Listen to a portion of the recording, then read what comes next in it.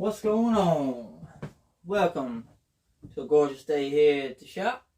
Fun time here. Got us a Husqvarna 395 that we're doing. We went ahead, we pulled it down. We got all of our stock numbers. And stock numbers on this one. On squish wise, we are looking at, it was 48 thousandths with a gasket, 28 thousandths without the gasket. Without the gasket, the exhaust was at 101 after top dead center. Intake was at 75 before top dead center. Transfers were at 121 after top dead center, and that gives you a 20-degree blowdown. What the plans are here, we got the mandrel set up on the lathe now. Got the cylinder set up, ready to cut. We're going to be cutting 28 thousandths off of the base, and then with the gasket, that's going to give us 20 thousandths squish. That should lower our exhaust roof down, or it's going to lower the exhaust down probably 102, 103.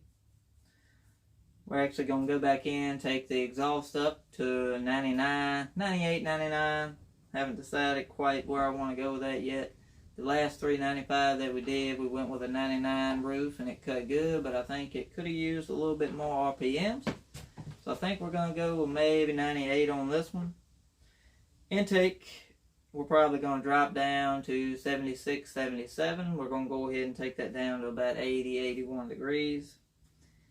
Transfers, probably going to leave those where they're at because I want to get a little bit more blowdown out of this. Bigger bore.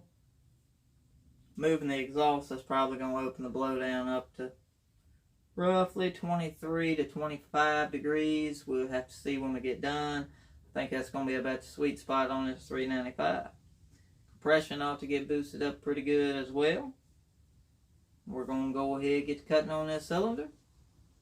Get this build underway.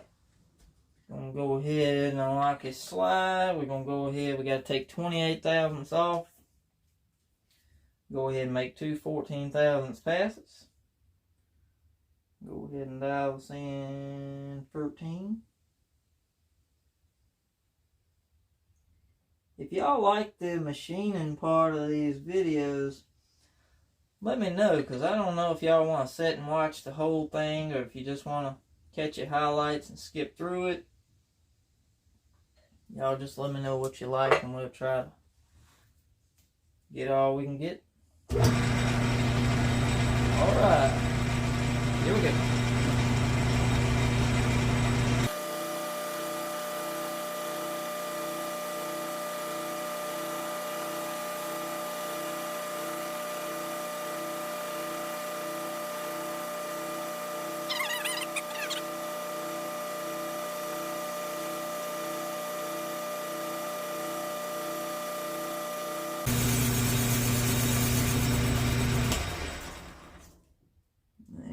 Go.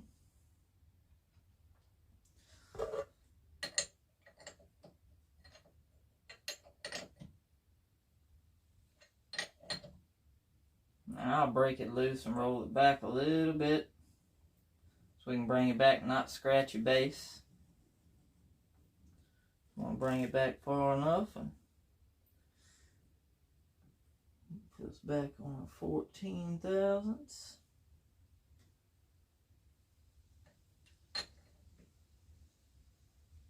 Go ahead. Alright, we're going to go ahead and dial her on up to 28.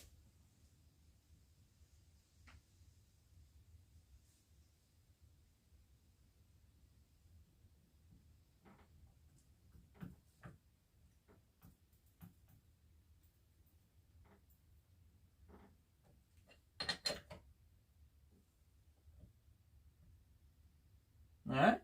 That's 28 off the total. We'll go ahead and make this cut.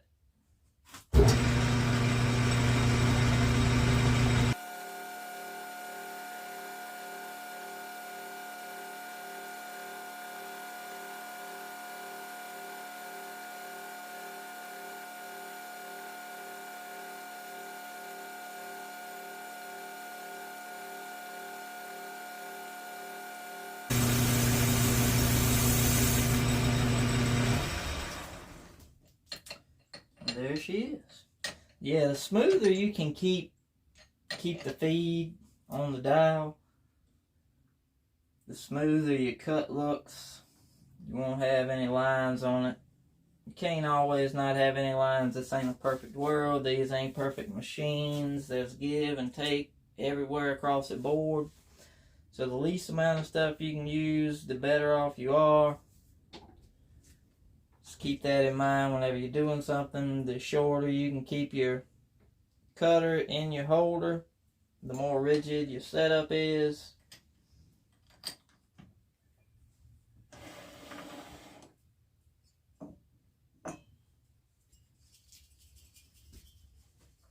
Another trick too. Mandrel ain't big enough. Throw some electrical tape on there. Alright. As you can see, pretty smooth cut. Just went in and kissed that skirt.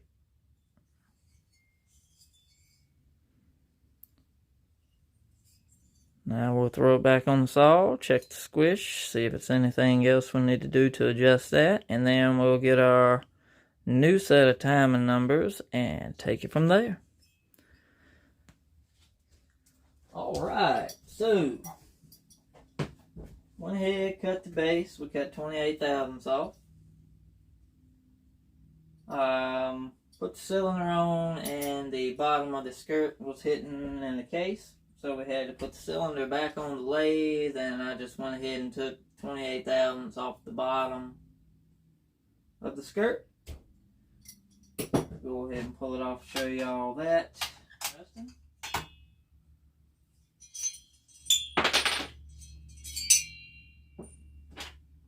But yeah.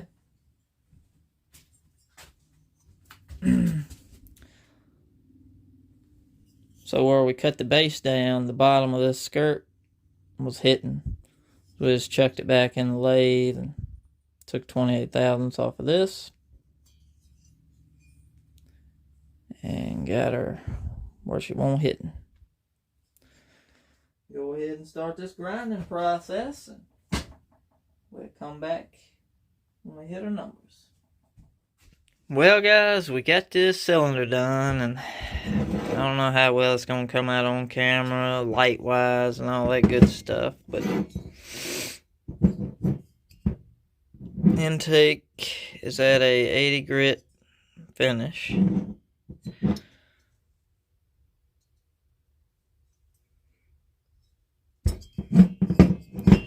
Transfers, we kind of open those up a little bit on the, I guess, the top side here. We kind of took that little lip out so it's a smooth transition on both sides. Really can't get it. Yeah, there you go, kind of, sort of. Exhaust.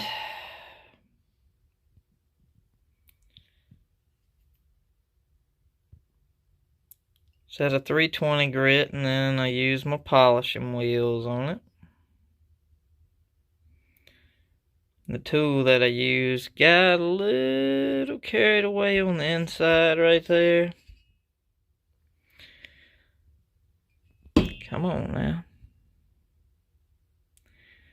It kind of left a little bit of marks right at the top, but it ain't gonna cause no problems. No deal's too big. She will run fine. The rest of it, she's fairly.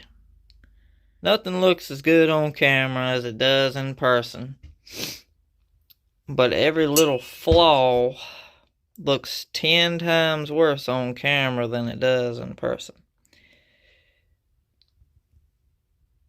And I said that tool was tapered, so it just took the slightest amount too much, and that I couldn't get to it with sandpaper without taking the roof down more at the top, and I'm just not gonna do that.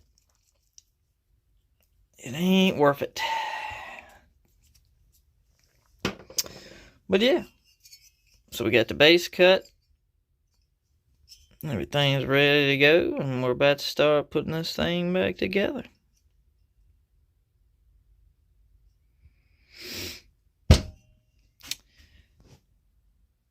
That's next.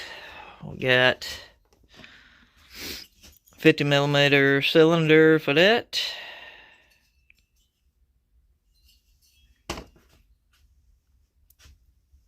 And we're going to be using one of the Duke's